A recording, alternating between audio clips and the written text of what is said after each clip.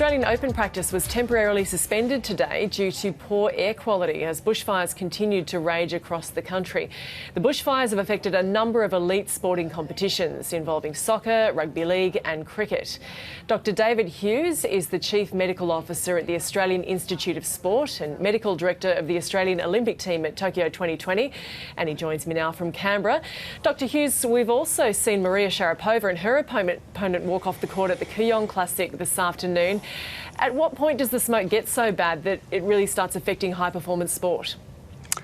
Well, there are a lot of factors affecting how people perform in smoke-affected conditions.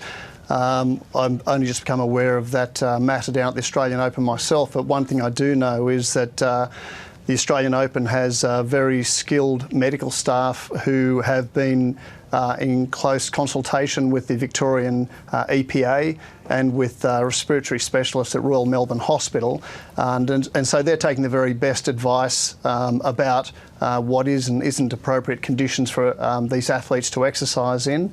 I think one advantage that high performance athletes have over athletes out in the community is that they do have very highly skilled doctors on the sideline who can advise them as you know, on a sort of real-time basis, and obviously recreational athletes don't have that luxury.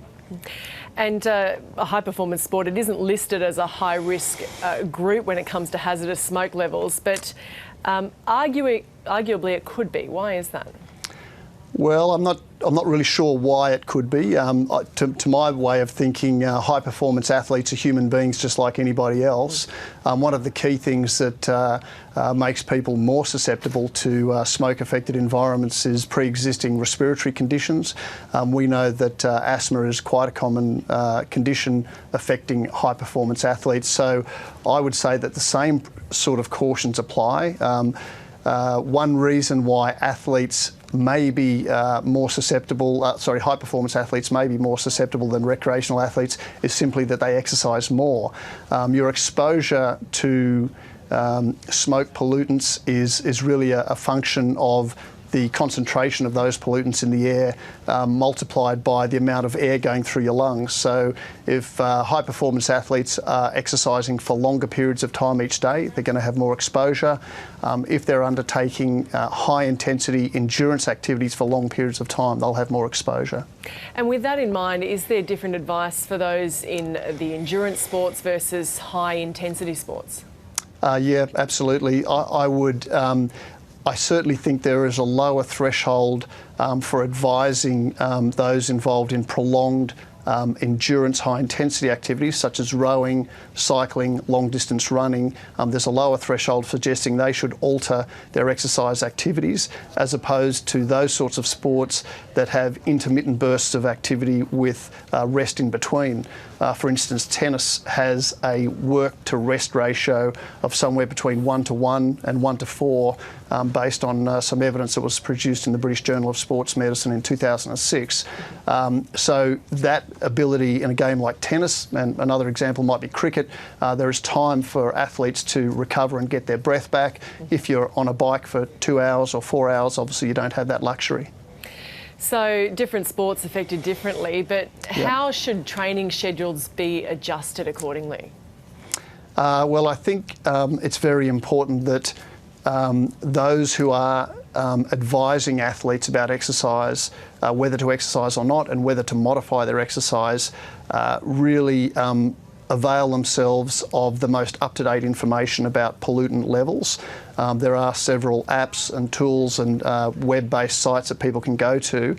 We know that the levels of the most harmful pollutants, the PM 2.5 particles that there's been so much written about, we know they vary a lot. Yesterday in Melbourne at 8 a.m, I think the PM 2.5 level was less than 8 micrograms per cubic metre.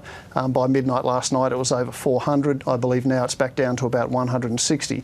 So there's a great variation in the concentration of these pollutant levels over time. They change rapidly and also over relatively short distances. So you can have quite contrasting levels of pollutants from one site to a site 2 kilometres away. So first thing is keep an eye on the pollutant level.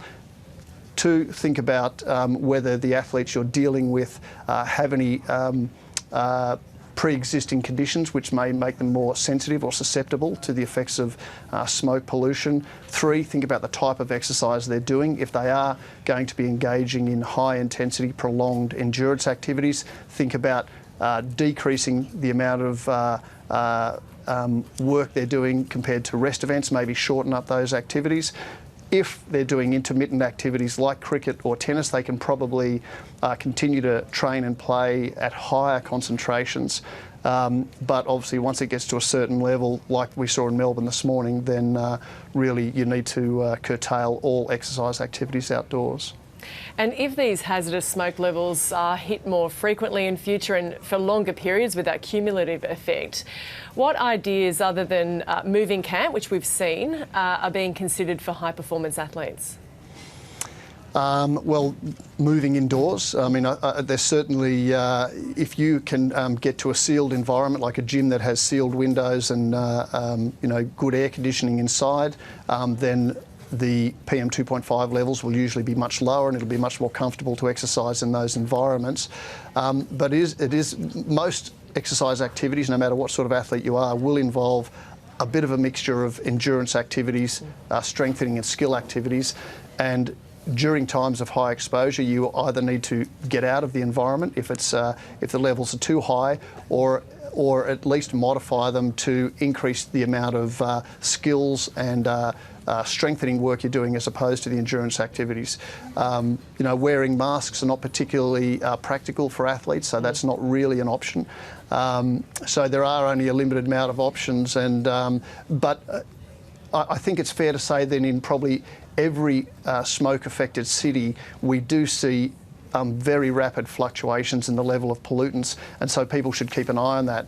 I was down at Lake Burley Griffin this morning in Canberra, and the levels of pollutants were quite low, but I noted that there were far less people performing physical activity around the lake this morning, and that worries me a bit, that people are really, drastically curtailing their physical activity, and probably more so than what they need to. So I would urge Australians to keep an eye on the pollutant levels that are local to your area, and all states and territories have websites where they can provide updates, and there are several apps available that provide real-time measures of PM2.5s in all locations around Australia. Yeah, they need to strike that balance there.